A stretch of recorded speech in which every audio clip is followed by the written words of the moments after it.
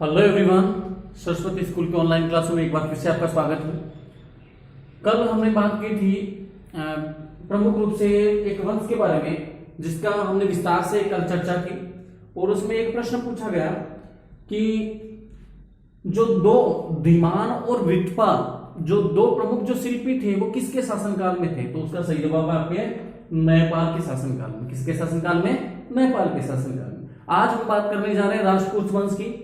तो राष्ट्रकूट वंश के बारे में हम विस्तार से चर्चा करेंगे। तो राष्ट्रकूट जो वंश है उसकी स्थापना सबसे पहले देखो कौन करेगा? दंतीदुर्ग। कौन करेगा? दंतीदुर्ग। कब करेगा? 736 ईस्वी। कब करेगा? 736 ईस्वी में। याद रखना, सबसे पहला प्रश्न क्या था राष्ट्रकूट वंश से कि राष्ट्रकूट वंश की स्थापना करने वाला कौन है? दंतीदुर्ग। कौन है? दंतीदुर्ग। और कब किसने स्थापना? 736 ईस्वी में, प्रथम बात। ठीक है। अगली बात, ये जो ये दंतीदुर्ग था, ये प्रारंभ में था कौन? ये ठीक है। तो ये जो दंतीदुर्ग था वो प्रारंभ में जो चालुक्य थे, कौन है? चालुक्य थे।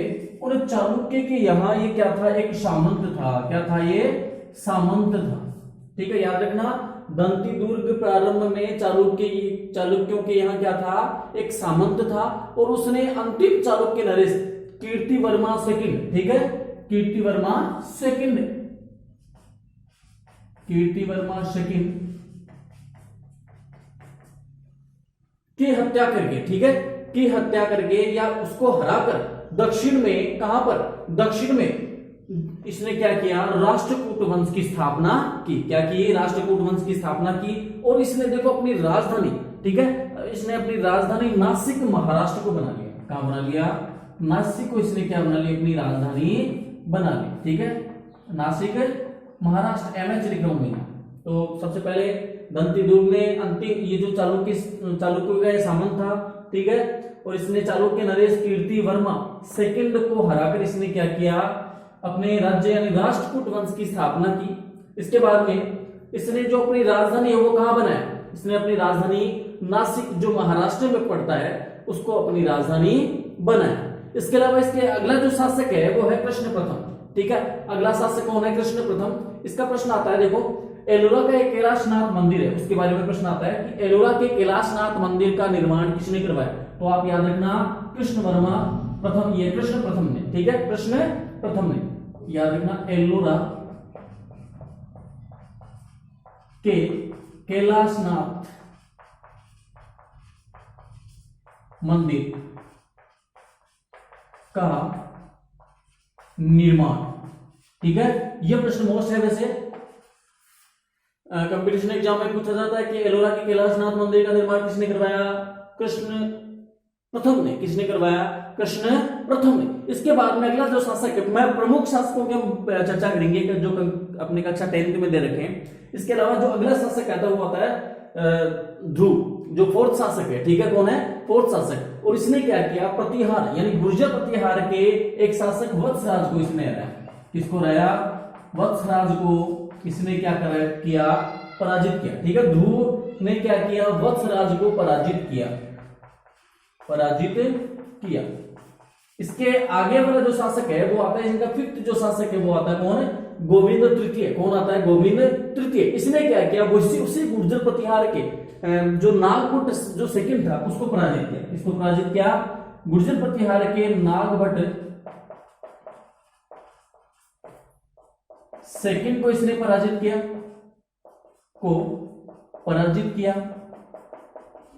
एवं एक पालवंश का शासक था। ठीक है, याद रखना, एक पालवंश का शासक था धर्मपाल। ठीक है, उसको भी इसने क्या किया? पराजित किया।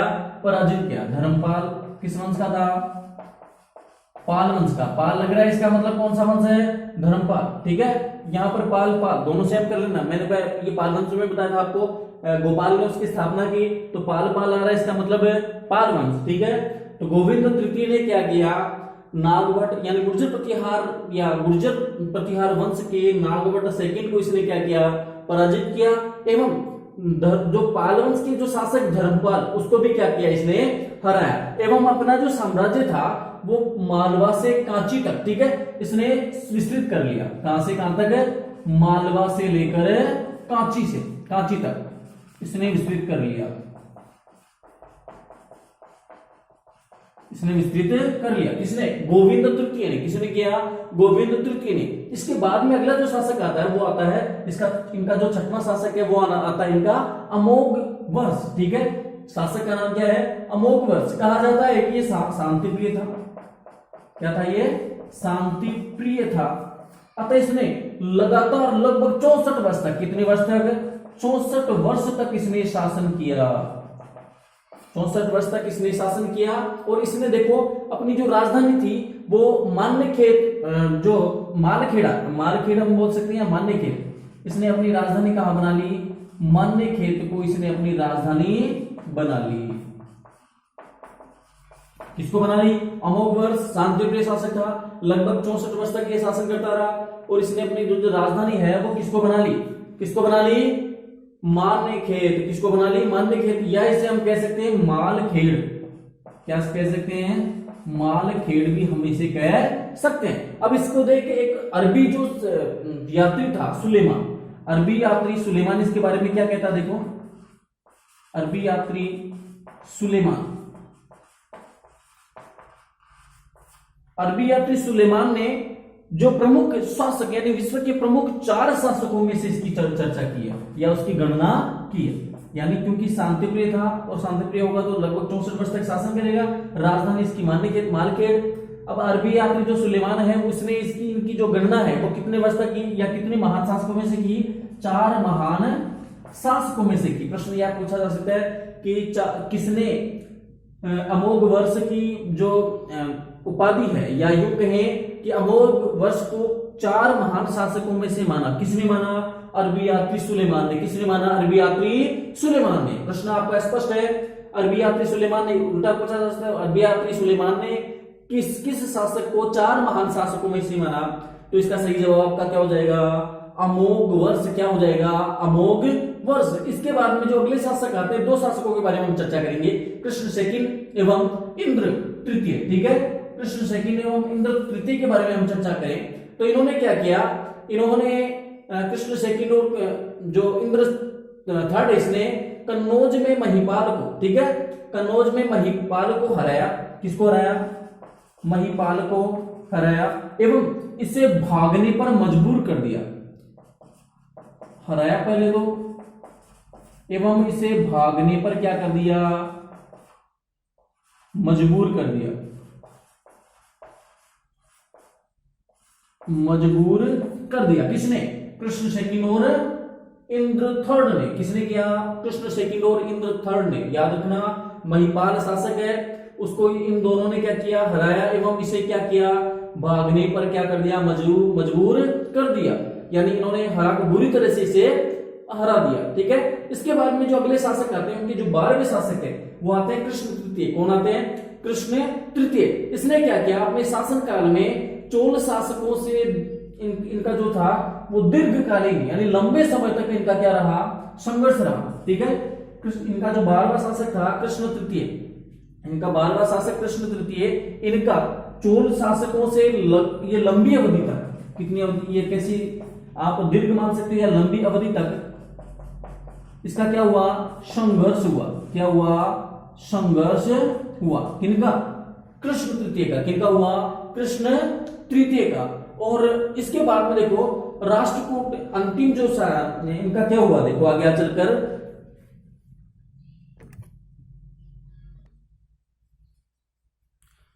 इसके बाद में देखो क्या हुआ? राष्ट्रकूटों को जो अंतिम शासक था, कौन? इनका अंतिम शासक था कर्क सेकंड। कौन था? कर्क सेकंड। इसको एक तेलप शासक, ठीक है, चालुक्यों का जो तेलप शासक था उसने 973 ईस्वी में, कब? 973 ईस्वी में इसने इनको पराजित किया। क्या किया? इनको पराजित किया। ठीक है, याद रखना, इसने क्या किया? तेलप शासक ने, ठीक है, चालुक्य तेलप शासक ने कर्क सेकंड को क्या किया? पराजित किया। कब? 973 ईस्वी में। कब किया? 973 ईस्वी में। तो हम कह सकते हैं कि इनका अंतिम शासक कौन था? कर्क सेकंड। कौन था? कर्क सेकंड। इसको पराजित कर अब क्या करेगा? देखो जो मान्यखेत, इनकी जो राजधानी है कौन सी है? इनकी राजधानी कहां पर है, राष्ट्रकूटों की जो मान्यखेत जो राजधानी है अमोघ वर्ष के समय हुई, ठीक है। तो मान्यखेत पर इसने क्या कर लिया, कब्जा कर लिया।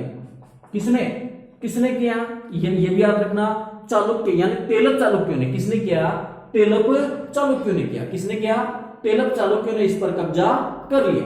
अब इसके बारे में अगर बात करें तो इनके शासकों के समय यानी राष्ट्रकूटों के समय किन किन का विकास अधिक हुआ और ये किस धर्म को मानने वाले थे, तो इसके बारे में सबसे पहले हम पढ़ें तो ये वैदिक दर्शन को मानने वाले थे। किस दर्शन को मानने वाले थे, वैदिक दर्शन के ये प्रबल समर्थक थे, ठीक है। पहली बात ये रहेगी, वैदिक दर्शन के प्रबल समर्थक, प्रबल समर्थक। अब सीधी सी बात है, अगर ये वैदिक दर्शन के प्रबल समर्थक होंगे तो क्या करेंगे, ये मंदिरों का निर्माण करवाएंगे। तो इन्होंने क्या किया, कई मंदिरों का निर्माण करवाया। इन्होंने क्या किया, वैदिक दर्शन के प्रबल समर्थक है तो ये क्या करेंगे, कई मंदिरों का निर्माण करेंगे। इसके अलावा इन्होंने संस्कृत एवं कन्नड़ साहित्य को भी इन्होंने क्या किया, इनको संरक्षण प्रदान किया। याद रखना कौन कौन से, संस्कृत एवं कन्नड़ साहित्य, कन्नड़ साहित्य को इन्होंने क्या किया, संरक्षण प्रदान किया। या ठीक है, इनके समय इनका पोषण हुआ, संस्कृत साहित्य को और कन्नड़ साहित्य को। इनका हुआ संस्कृत साहित्य और कन्नड़ साहित्यों को इनके समय ही इनका क्या हुआ, इनका पोषण हुआ या इन्होंने इनको क्या दिया, प्रोत्साहन दिया। अब अरबी जो यात्री है, अरबी यात्री इनके शासकों को यानी राष्ट्रकूट वंश के शासकों को क्या कहते हैं, बलहरा, ठीक है। क्या कहते हैं, बलहरा या फिर बलराज। याद रखना, अरबी यात्री इन राष्ट्रकूट वंश के शासकों को बलहरा, बलहरा, हरा नहीं बलहरा, या फिर हम क्या कह सकते हैं, बलराज, बलराज के नाम से संबोधित करते हैं, ठीक है, बलराज के नाम से संबोधित करते हैं। तो इस प्रकार से हमने पढ़ा को कि इनके समय जो अंतिम है, या आप ये जरूर याद रखना कि इनकी जो अंतिम जो शासक था वो कौन था, कर्क शकिन, ठीक है। कर्क शकिन को किसने हरा दिया, 773 ईस्वी में किसने हरा दिया, ये भी याद रखना, तेलप, ठीक है, चालुक्य तेलप ने। किसने हरा दिया, चालुक्य तेलप ने, ठीक है। इनको हराकर फिर इनकी जो राजधानी थी कौन सी, मान्यखेत, उस पर इसने क्या कर लिया, कब्जा कर लिया, ठीक है। ये भी आप याद रखेंगे। अब आपको एक महत्वपूर्ण सूचना है जो कक्षा 10 के लिए है आपकी, क्योंकि आपको टाइम टेबल मिल चुका होगा, आपकी जो एग्जाम है, टेस्ट है, वो अरेंज किया जाएगा जल्दी ही। और मैं ये सोच रहा हूं जब तक अपना जो टाइम टेबल के अकॉर्डिंग हमारा ये प्रथम जो पाठ प्रगति पर है और अपने अंतिम पायदान पर है, तो ये पाठ जैसे ही पूरा होता है तो जितने भी अभी वीडियो बने हैं पहले प्रथम पाठ के, उन सभी वीडियो को आप दोबारा देखें और उनमें से मैं प्रश्न आपसे पूछूंगा और उनका सही जवाब आप देंगे। आज का हमारा इस वीडियो का जो प्रश्न है वो क्या रहेगा, देखिए, क्योंकि मैंने बार बार बात कर ली इनके बारे में, अंत में आपने ये भी पढ़ा कि इस मान्यखेत जो इनकी जो राजधानी है, इन पर तेलप चालुक्य ने क्या किया, कब्जा कर लिया। तो मेरा प्रश्न आपसे ये है कि जो तेलप चालुक्यों के द्वारा जो जिस पर कब्जा किया गया, यानी इनकी राजधानी मान्यखेत पर, ये मान्यखेत राजधानी किस शासक के समय बनी थी या किस शासक ने मान्यखेत को अपनी राजधानी बनाया था, इसका जवाब आप कमेंट बॉक्स में दें। मिलते हैं एक और नए वीडियो के साथ, तब तक के लिए जय हिंद, जय भारत।